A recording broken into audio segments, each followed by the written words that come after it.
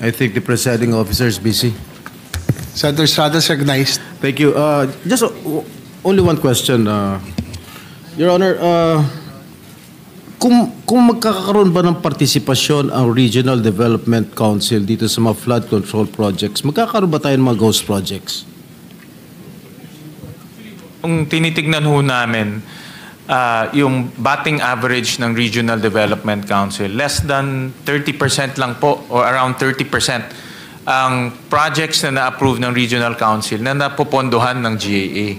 So ang ibig sabihin ho dyan, kahit na ho nag-usap-usap yung mga LGUs, hindi ho napopondohan yung kanilang mga projects. But in a perfect world, sana ho ganun.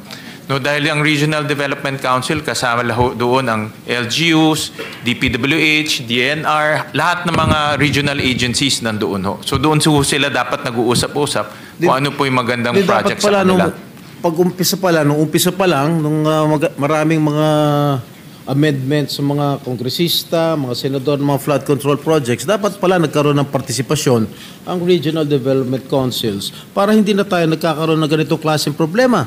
Dahil sino ba ang mastermind ng mga ghost projects? Di ba yung mga engineers dyan sa mga DPWH? Hindi naman mga senador, hindi naman mga congressman eh.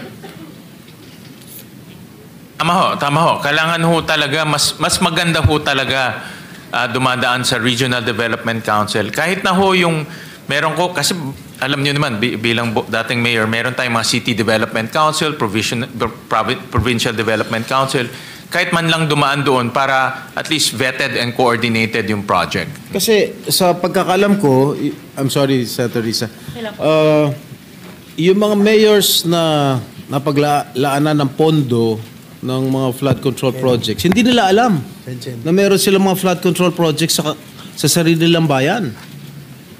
Am I correct?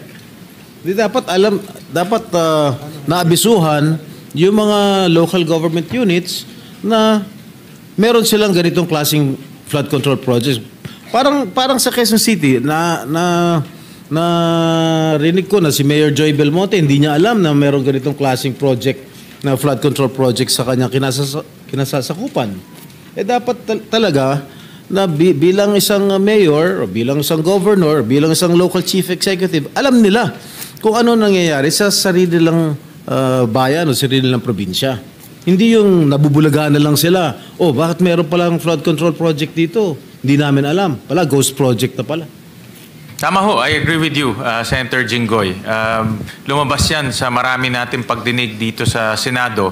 Katulad po yung sa Oriental Mindoro na billions yung project sa hometown ng governor pero hindi rin alam ng governor.